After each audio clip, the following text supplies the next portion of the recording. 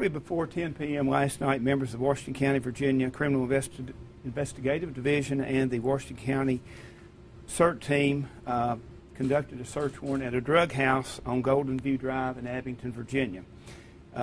This search warrant resulted in an officer-related shooting.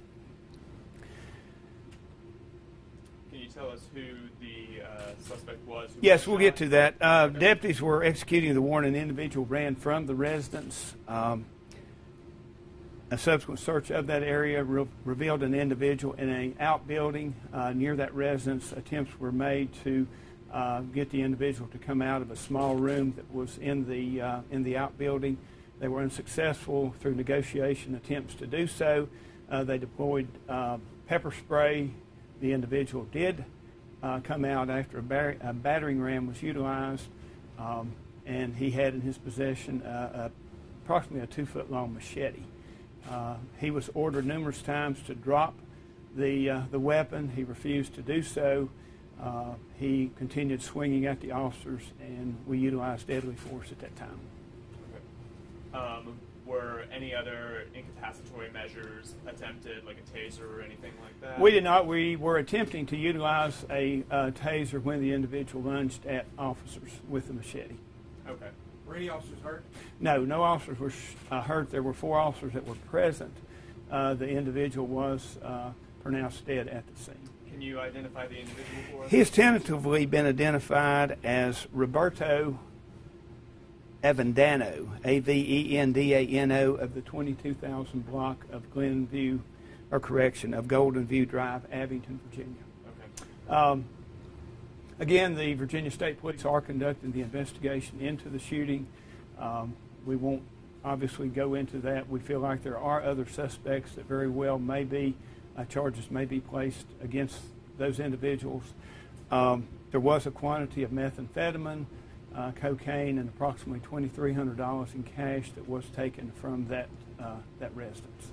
How many people were at the home at the time? There was a female that was arrested, Stephanie Mae Browning, age 21, of that residence, was taken into custody. She's been charged with possession of methamphetamine, possession of marijuana.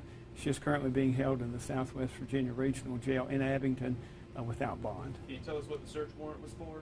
It was for drugs at that location. I'm sorry. Go ahead. We had information that there were narcotics at that location. And I might add that this investigation stems back to an incident that occurred at Walmart a couple of weeks ago when we seized a Mercedes and about $54,000 in cash. We feel like there's obviously drugs coming into our county from out of state, and this is a continuing investigation, not only with our agency, but Drug Enforcement Administration, state police, and some of the local police departments in the area. What was the relationship between the woman that was arrested and the person that was killed? Not sure of that relationship. There's an individual that we are looking at charging that was, I think, a boyfriend of the female. My understanding, this individual, Mr. Avendano, was an employee or worked with the other suspect. You said with the suspects or the person arrested, her boyfriend. What's the? Well, Mr. Avendano, they were just acquaintances, from my understanding. And who is the other person that we're talking about? We have not obtained warrants on him, so his name will not be released at this time. Is this a rural part of the county in terms of landscape, that kind of thing? They were working on a dairy farm. Again, I say we're tentatively identifying. We're having an extremely difficult time getting the correct information on the individual. We don't know a lot about any criminal history at this point in time. I know the state police are identifying the individual as a John Doe. We feel like that we're comfortable enough at this point in time to go ahead and release the name as this particular individual. Is he like an immigrant, an illegal, or something like that? Well, again, we're looking into that. He is of Hispanic origin. The other individual that we're looking for is also Hispanic. Did the person that was killed have a record? Again, we're looking into that because we're not totally 100% sure that this is the individual's name. And you said you all are still looking for someone. Is there a threat to the public? No, not a threat to the public. Again, I think they're involved in possible narcotics distribution in this area. Can you talk to us about that outbuilding he was in? Was it like a farmhouse or a shed? Well, or? it was in behind the mobile home that the warrant was for. Again, an individual did run out the back door.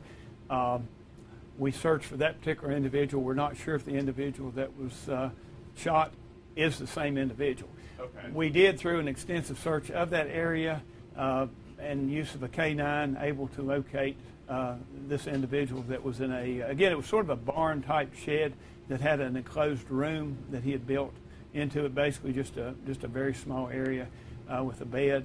And he had some areas that he could, I think he had a little microwave hooked up and things like that. So just an outbuilding that he had actually just sort of configured a small room. Okay, Real but quick, Sheriff, do you know about the officer that shot the individual? Do you know who shot? There were four officers, 4 deputies that were there that were involved in the shooting. We're going to leave that up to the state to make that determination as to which officers actually fired. So All 4 of them very possibly may have fired. Right. Okay. So what are happening with those officers right now?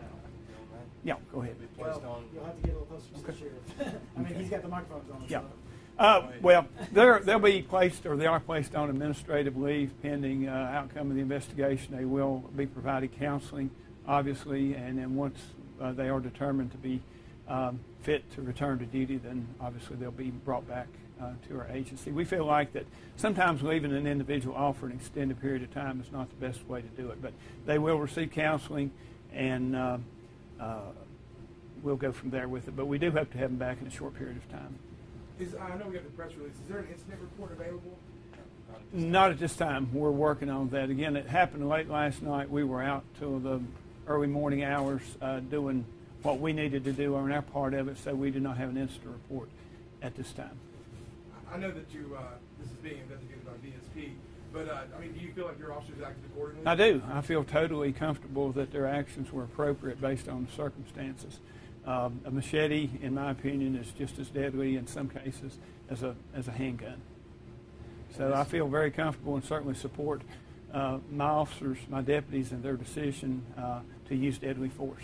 This was close quarters. This was within 5 to 6 feet, definitely within lunging reach. They did retreat. They tried to do everything they could to negotiate and talk to this individual. It wasn't working. And actually, statistics prove that if an individual is coming at you from 21 feet with a knife, that he can assault you prior to you pulling your handgun and firing. So it was certainly much more close quarters than that. Do you know if the person that was killed, did they speak English? I think broken English, from my understanding. There was some brief communication with the individuals with the deputies. I feel certain that the individual knew that law enforcement were present. There's no doubt in my mind there, and he obviously chose to disregard their request. What's the address that this happened at? 22,000 block. It's going to be a dairy farm. It's going to be a substantial distance off the roadway.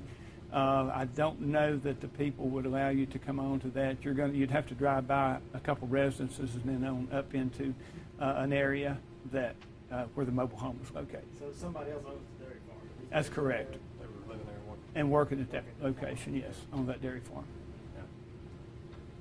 Anything else? You said the 2200 block. What's the road again? You probably already said it. Golden View. Golden View.